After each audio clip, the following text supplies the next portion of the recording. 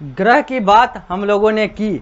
हम लोगों ने 8 ग्रहों को देखा, यानी कि हम लोगों ने सौर मंडल के अलग अलग परिवारों को देखा, सौर मंडल के अलग अलग वस्तुओं को देखा, लोगों को देखा। अब हम लोग इसी अध्याय को आगे बढ़ाएंगे और अब बात करेंगे उपग्रह का, यानी कि अब बात होगी सैटेलाइट्स की। सैटेलाइट को हिंदी में उपग्रह कहते हैं, प्लैनेट कहलाता है ग्रह। अब हम लोग बढ़ते हैं, पृष्ठ संख्या 87 पर हैं हम लोग, जैसा कि आप लोग स्मार्ट बोर्ड के माध्यम से सामने देख सकते हैं। साथ ही साथ यह आप अपने पुस्तक में इसी पृष्ठ संख्या पर देख सकते हैं। अब हम लोग आगे बढ़ते हैं और बात करते हैं उपग्रह की। The word satellite means attendant. Attendant, satellite का मतलब होता है अटेंडेंट। अटेंडेंट का मतलब होता है जो आपकी सहायता के लिए होता है, वही अटेंडेंट कहलाता है। यानी कि ग्रह का जो सहायक है उसे उपग्रह कहते हैं। तो उप का मतलब होता है जो सहायक होता है, वही अंग्रेजी में सैटेलाइट का मतलब अटेंडेंट होता है।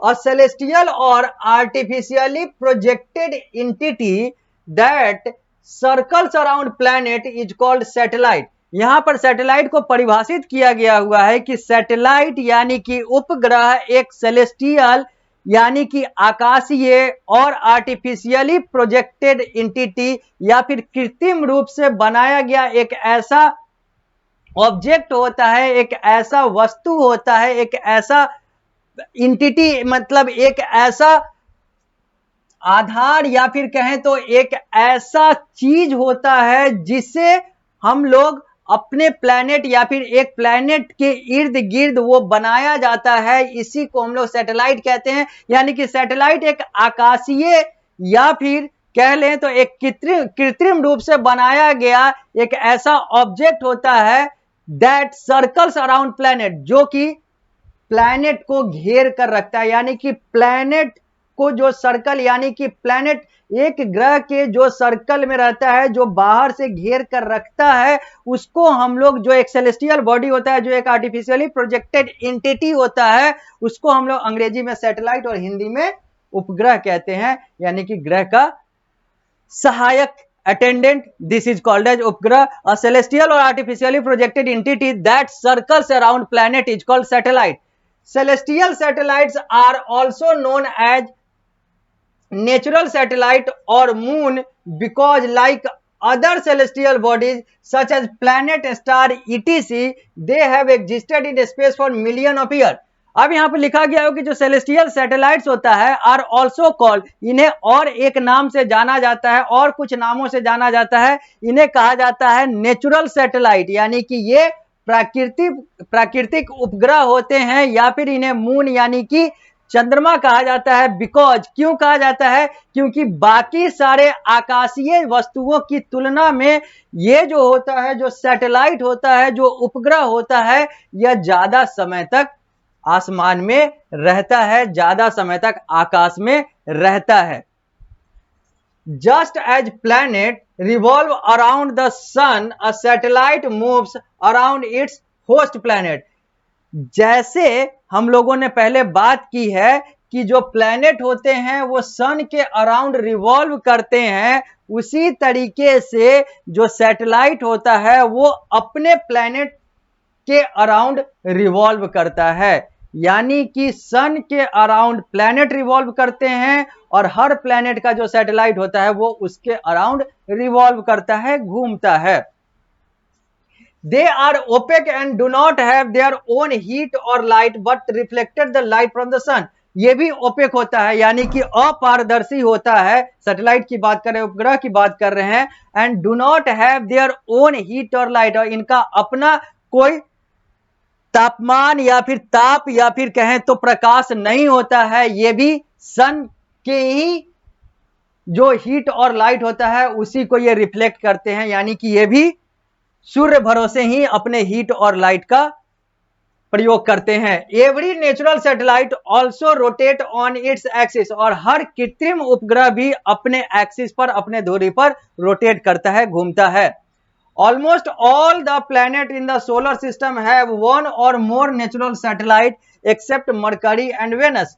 मरकरी और वेनस को छोड़कर बाकी जितने 6 प्लैनेट बचे, हर प्लैनेट के अपने एक या एक से ज्यादा नेचुरल सैटेलाइट यानी कि प्राकृतिक उपग्रह है और बाकी आर्टिफिशियल तो की बात तो हम लोगों ने की ही थी।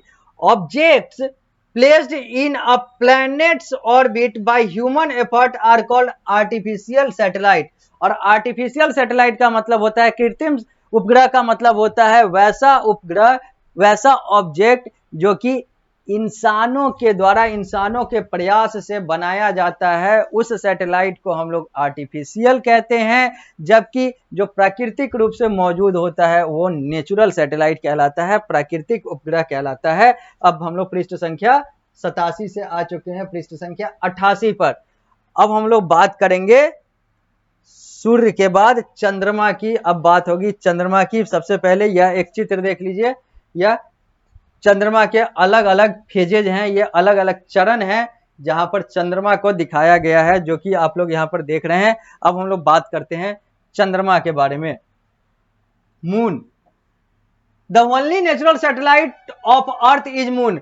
अगर हम लोग अपने ग्रह की बात करें, अपने प्लेनेट की बात करें, धरती की बात करें, अर्थ की बात करें, तो अर्थ का एकमात्र जो नेचुरल सैटेलाइट है, प्राकृतिक उपग्रह है, वो मून है, यानी कि चंद्रमा है। Fifth largest among all natural satellite of the solar family, it is Earth's closest neighbor in space, nearly 384,400 kilometre away. Moon के बारे में यह कहा जा रहा है कि fifth largest among all natural satellite of the solar family. जितने भी अलग अलग ग्रह में जितने भी हैं, क्योंकि 8 में से मरकरी और वेनस को हम लोगों ने पहले ही हटा लिया था, 6 हैं, 6 में जो मून है वो अर्थ में है। और कहा जा रहा है कि 6 में जितने भी नेचुरल सैटेलाइट हैं उसमें मून जो है वो सबसे बड़ा सैटेलाइट है, सबसे बड़ा उपग्रह है। And it is earth closest neighbour, और यह धरती का, हमारे प्लेनेट हमारे ग्रह धरती का, अर्थ का सबसे करीबी पड़ोसी है स्पेस में, अंतरिक्ष में। और इसकी दूरी हमसे है 3,84,400 किलोमीटर, यानी कि 3,84,400 किलोमीटर की दूरी पर अर्थ से मून है, लाई करता है, एग्जिस्ट करता है। The moon complete one revolution around the earth in 27 days and 8 hour. चंद्रमा को धरती के अराउंड रिवॉल्व करने में 27 दिन और 8 घंटे का समय लगता है। It spin on its axis in about the same time that it takes to complete an orbit of the earth. जितना समय इसको अर्थ के ऑर्बिट में स्पिन करने में लगता है, मूव करने में लगता है, उतना ही ये अपने धुरी पर भी मूव करने में समय लगाता है। एज अ रिजल्ट, परिणाम स्वरूप, we always see the same face of the moon from earth and never get to see its other side. और इसका परिणाम यह है कि यह धरती का भी उतना ही समय लगता है और अपना भी उतना ही समय लगाता है। इसका परिणाम यह है कि हम लोग हमेशा एक ही साइड मून का, यानी कि चंद्रमा का देख पाते हैं अपने ग्रह अर्थ से। वही लिखा हुआ है कि परिणाम स्वरूप, as a result, we always see the same face of the moon from earth and never get it from other side. The moon shines because it reflects the light of the second for the reflected light to reach on earth. The moon shines because it reflects the light of the second. अब यही बात है कि यहाँ पर जो moon है, यहाँ पर जो चंद्रमा की बात कर रहे हैं, ये इसलिए शाइन करता है, इसलिए चमकता है क्योंकि ये लाइट को रिफ्लेक्ट करता है। और यहाँ पर वही चीज कही जा रही है कि कैसे कैसे, कहां से लाइट को रिफ्लेक्ट करता है, वो सारी बातें यहाँ पर कही गई है। अब आगे बढ़ते हैं, लिखा गया हुआ है phases of the moon. Phases of the moon यानी कि अब हम लोग बात करेंगे चंद्रमा के अलग अलग चरणों की, अलग अलग चरण की बात करेंगे। लिखा हुआ है फेजेज ऑफ द मून और its different shape when we see is lit part and at night as it moves around the earth in about 29 days। लिखा गया हुआ है कि फेजेज ऑफ द मून यानी कि जो चंद्रमा के अलग अलग चरण हैं या फिर अलग अलग जो शेप हैं, जो आकार और प्रकार हैं, when we see is lit part at night as it moves around the earth in, जो हम लोग देखते हैं अपने धरती अर्थ से रात में, वो as it moves around the earth in about 29 days, क्योंकि ये धरती के अराउंड मूव करने में इसको 29 दिन लग जाता है, लगभग 29 दिन लग जाता है। इसलिए एक पार्ट जो है वो इसका दिखता है हमारे धरती पृथ्वी, हमारे ग्रह धरती से। All the SEP missions sent to moon revealed that it is a dead, barren and airless world dotted with circular depressions called craters formed by impact of meteoric bombardment। अब यहां पर कहा गया है कि जितने भी स्पेस मिशन यानी कि जितने भी अंतरिक्ष वाले जो लक्ष्य या फिर अंतरिक्ष में जितने भी चीजें जो है मून पर खोज करने के लिए, चंद्रमा पर खोज करने के लिए, रिसर्च करने के लिए, अनुसंधान करने के लिए, शोध करने के लिए भेजे गए, उससे यही पता चला कि यहां पर यह एक तरीके से मृत है, बंजर है, यहां पर हवा नहीं है और यहां पर अलग अलग डॉट्स हैं जिसे हम लोग क्रेटर्स कहते हैं। और ये सारी चीजें जो हैं अलग अलग बॉम्बार्डमेंट, अलग अलग विस्फोट और अलग अलग कारणों से बनता है। ये सारी चीजें जो हैं ये धरती से भेजे गए अंतरिक्ष मिशन, स्पेस मिशन, अंतरिक्ष लक्ष्य के तहत रिसर्च और अनुसंधान में पता चला है। सरफेस ऑफ द मून ऐसा ही है, दिख ही रहा है कि एक ऐसा डेड टाइप का है, अलग अलग डॉट्स हैं जिसको हम लोग क्रेटर्स कहते हैं, सर्कुलर डिप्रेशन कहलाता है ये, जिसको हम लोग एक शब्द में क्रेटर्स कहते हैं। और ये सब अलग अलग बॉम्बार्डमेंट, अलग अलग विस्फोट इन सारी चीजों से उत्पन्न होता है। It has many mountain and plain on its surface.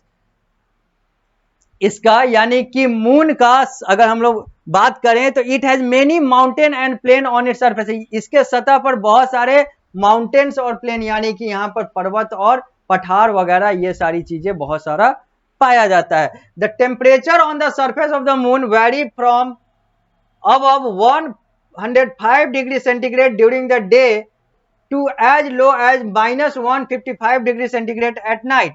यहाँ का तापमान जो है ये 105 डिग्री सेल्सियस से लेकर -155 डिग्री सेल्सियस तक रहता है। दिन में 105 डिग्री सेल्सियस तक चला जाता है तो रात में -155 डिग्री सेल्सियस तक की बात हम लोग करते हैं। यहाँ के तापमान की बात करें तो American astronaut Neil Armstrong was the first man to step on the surface of the moon. American astronaut, America के खगोल वैज्ञानिक, खगोल शास्त्री जिसका नाम नील आर्मस्ट्रांग है, वो पहला इंसान था जिसने इस चंद्रमा पर पैर रखा था। और यह बात हम लोग कर रहे हैं 29 जुलाई 1969 का, यही तारीख थी जिस दिन यह इतिहास, यह कीर्तिमान रचा गया था। अब हम लोग बात करेंगे अदर सेलेस्टियल बॉडीज की, बाकी आकाशीय जो वस्तु है उसकी बात करेंगे और देखेंगे कि अदर सेलेस्टियल बॉडीज में कौन कौन सी चीजें आती है और इनका अर्थ क्या होता है। यानी कि जब हम लोग अगली कक्षा में मिलेंगे तो हम लोग बाकी के जो सेलेस्टियल बॉडीज हैं जिसमें एस्ट्रॉइड है, मेटियोर्स है, जिसमें कॉमेट्स है, इसकी बात करते हुए वर्ल्ड ट्रेजर पर आएंगे और एक्सरसाइजेज की बात करेंगे। यानी कि यह कक्षा जो है इस अध्याय का सेकेंड लास्ट कक्षा है, सेकेंड लास्ट क्लास है। जब हम लोग अगली क्लास में आएंगे तो वो हम लोग का लास्ट क्लास होगा, अंतिम क्लास होगा इस अध्याय का। तो अब हम लोग इस कक्षा को यहीं पर देते हैं विराम, मिलते हैं अगली कक्षा में यानी कि इस अध्याय के अंतिम कक्षा में।